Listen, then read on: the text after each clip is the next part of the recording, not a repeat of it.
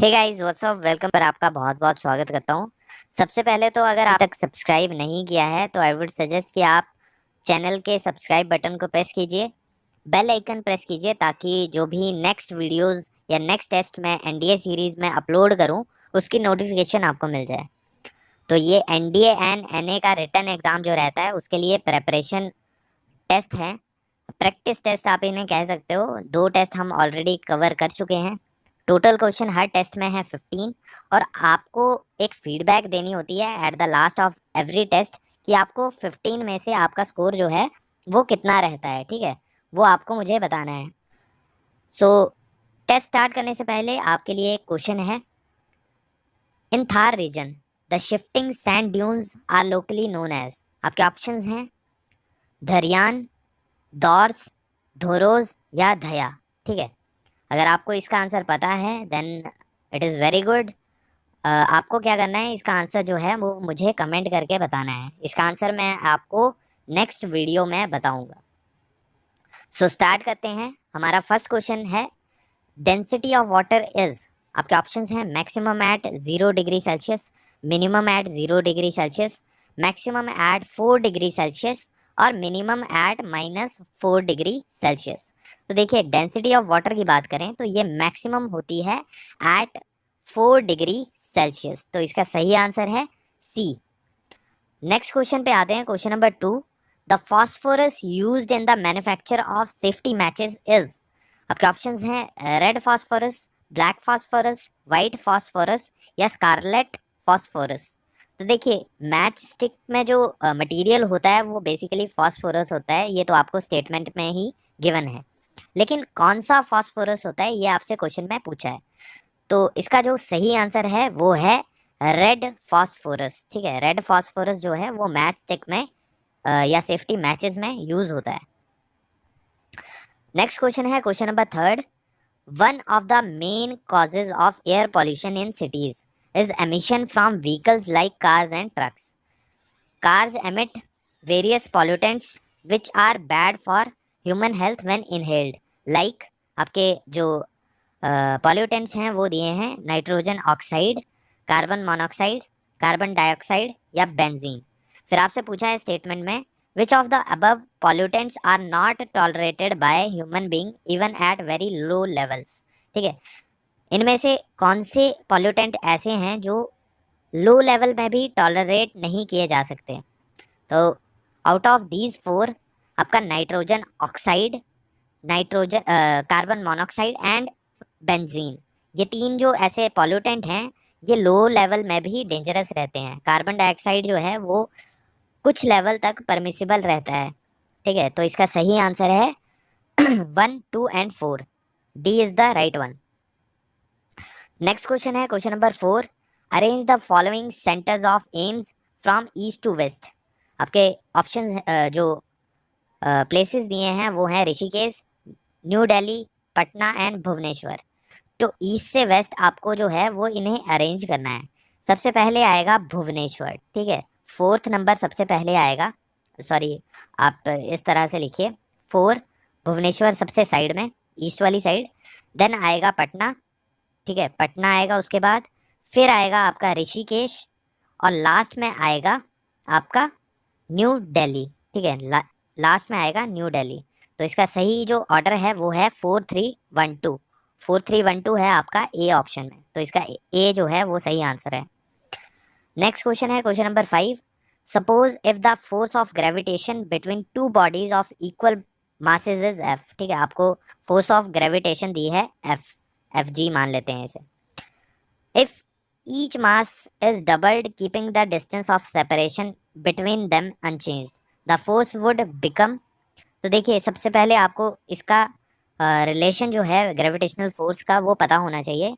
मैं आपको बता देता हूँ कि ग्रेविटेशनल फोर्स जो है वो डायरेक्टली प्रोपोर्शनल होती है m1 एंड m2 के। ठीक है, इनके प्रोडक्ट पे, एंड इन्वर्सली होती है square of distance between them. ठीक है, लेकिन यहाँ पे r जो है वो कांस्टेंट है, चेंज नहीं हो रहा, तो इसलिए r को कंसीडर करने की ज़रूरत नहीं है।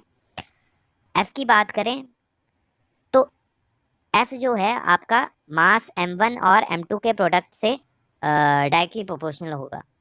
अब आपको दिया है कि दोनों मासेस का जो दोनों मासेस हैं वो डबल कर दिए हैं, तो m1 की जगह हो जाएगा 2m1 और m2 की जगह हो जाएगा 2m2। 2 × 2 हो जाएगा 4। तो f जो है आपका न्यू f जो बनेगा वो आपका हो जाएगा 4 times m1 into m2।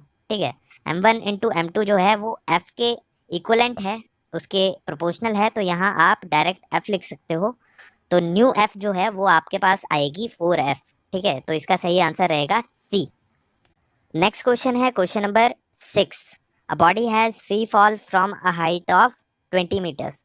After falling through a distance of 5 metre the body would.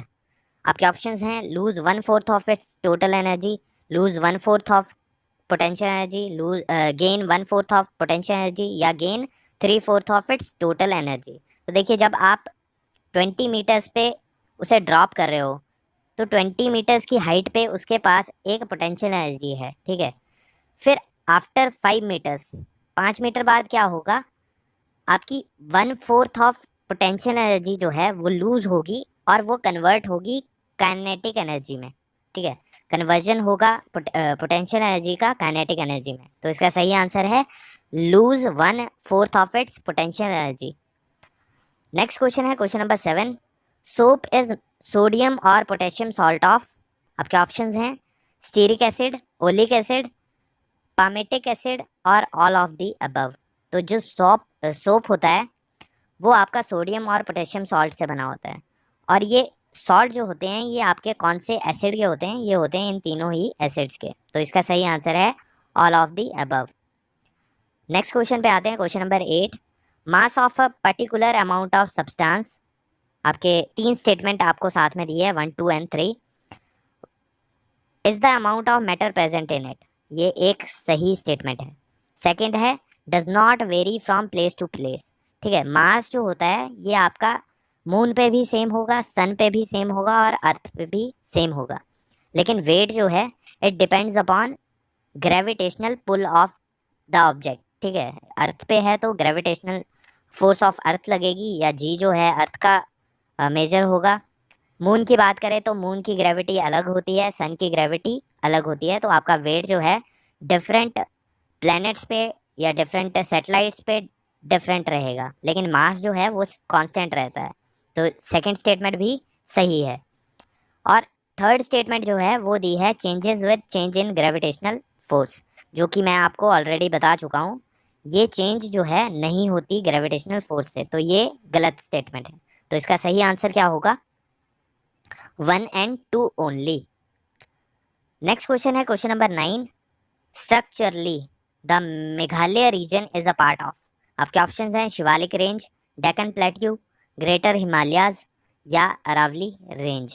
तो मेघालय की बात करें तो मेघालय में प्लेट्यू रीजन होता है। ठीक है, ऑलवेज कीप इन माइंड कि मेघालय जो है वो डेक्कन प्लेट्यू का पार्ट है और हिमालय या शिवालिक रेंज का पार्ट नहीं है। तो इसका सही आंसर है बी। काफ़ी बार ये क्वेश्चन जो है वो गलत किया जाता है, क्योंकि मेघालय को अरुणाचल प्रदेश और असम से कंपेयर किया जाता है। ठीक है, पर मेघालय जो है वो प्लेट्यू का रीजन है। ठीक है, तो डेक्कन प्लेट्यू इसका सही आंसर है। नेक्स्ट क्वेश्चन है question number 10। An atom of carbon has 6 protons. ठीक है, आपके पास नंबर ऑफ प्रोटॉन्स हैं 6। इफ मास नंबर इज 12, आपके पास मास नंबर है 12, how many neutrons are present in the atom of carbon. बहुत ही इजी क्वेश्चन है, अगर आपको इसका आंसर पता है तो it is well and good, अगर नहीं पता है तो मैं आपको इसका आंसर सॉल्व करके बता देता हूँ। बहुत सिंपल फार्मूला रहता है कि जो मास ऑफ एटम होता है वो होता है mass of number of protons plus number of neutrons. तो यहीं से आप निकालोगे, मास आपका 12 है, नंबर ऑफ प्रोटॉन 6 हैं, तो n कितना आ जाएगा 6। तो इसका सही आंसर है B 6। So next question is question number 11. Which one of the following states in India has the largest area under forest cover? Sorry, test number 2 में भी ये क्वेश्चन था और ये क्वेश्चन जो है इस टेस्ट में भी रिपीट हो गया है, फिर भी इसका आंसर जो है वो मैं आपको बता देता हूँ। इसका आंसर है सी, मध्य प्रदेश। मध्य प्रदेश में सबसे ज़्यादा फॉरेस्ट कवर रहता है इंडिया में। नेक्स्ट क्वेश्चन है question number 12। The Nagarjuna Sagar project is located on which one of the following rivers. ठीक है, तो ये जो नागार्जुन सागर प्रोजेक्ट है ये कौन सी नदी के ऊपर बना है? आपके ऑप्शंस हैं गोदावरी, कृष्णा, कावेरी और महानदी। तो इसका जो सही आंसर है वो है कृष्णा। ठीक है, कृष्णा रिवर पे ये प्रोजेक्ट जो है वो बना है। नेक्स्ट क्वेश्चन है question number 13। Which organisation prepares the topographical maps of India? Topographical की बात करें तो टोपोग्राफिकल होता है जिसमें आप फिजिकल फीचर्स जो हैं वो रिप्रेजेंट करते हो। तो ये मैप्स ऑफ इंडिया जो हैं वो कौन बनाता है, कौन सी ऑर्गेनाइजेशन प्रिपेयर करती हैं? आपके ऑप्शंस हैं geological survey of India, archaeological survey of India, survey of India या national atlas and thematic map organisation. तो इसका जो सही आंसर है जो आपके मैप्स ऑफ इंडिया बनाता है वो है सर्वे ऑफ इंडिया। सी इसका सही आंसर है। अगर आप सोच रहे थे डी तो आप गलत हो, या फिर ए तो भी आप गलत हो। नेक्स्ट क्वेश्चन है question number 14। Which one of the following is not an international boundary line? तो आपके ऑप्शन से ड्रेसडन लाइन, दुरंत लाइन, मैगिनो लाइन या फिर 38th पैरेलल। तो देखिए इस क्वेश्चन का आंसर जो है वो आपको एलिमिनेशन मेथड से करना था, क्योंकि इसमें से 3 जो हैं वो फेमस इंटरनेशनल बाउंड्री लाइंस हैं और मोस्टली आपको पता होंगी अगर आपने इंटरनेशनल बाउंड्री लाइंस पढ़ी हैं। लेकिन जो चौथी है जो इसका आंसर नहीं है वो उसके बारे में आपको नहीं पता होगा, क्योंकि ये एक जो ट्रैम होती है उसकी लाइन है। दुरंत लाइन की बात करें तो ये पाकिस्तान और अफगानिस्तान के बीच की इंटरनेशनल बॉर्डर लाइन है। मैजिनो लाइन जो होती है वो आपकी है फ्रांस और जर्मनी के बीच की लाइन। ठीक है, फ्रांस एंड जर्मनी। और जो 38th पैरेलल है ये आपकी नॉर्थ एंड साउथ कोरिया के बीच की लाइन है। जो लास्ट बचा आपके पास ऑप्शन, ये इसका सही आंसर है, ये एक ट्रैम की लाइन है। ठीक है, इसको याद रखने की भी ज़रूरत नहीं है। तो इसका सही आंसर रहेगा ए, और ये आपने किया एलिमिनेशन मेथड से। लास्ट क्वेश्चन है इस टेस्ट सीरीज का question number 15। Which one of the following is water gas? तो आपसे पूछा है कि वाटर गैस जो होती है वो कौन सी होती है, किन 2 गैसेस का मिक्सचर होता है वाटर गैस? आपके ऑप्शन है mixture of carbon monoxide plus hydrogen, या फिर second is carbon monoxide plus nitrogen, third is carbon dioxide plus water vapours, या last one is carbon monoxide plus water vapours. तो इसका जो सही आंसर है वाटर गैस जिसे कहा जाता है वो है कार्बन मोनोऑक्साइड प्लस हाइड्रोजन। इसका सही आंसर है ए।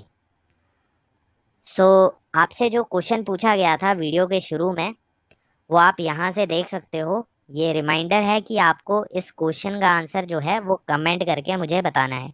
इसका आंसर मैं आपको टेस्ट 4 में बताऊंगा। ठीक है, तो इसी के साथ ये वीडियो यहीं ख़त्म होती है। Thank you, God bless you all.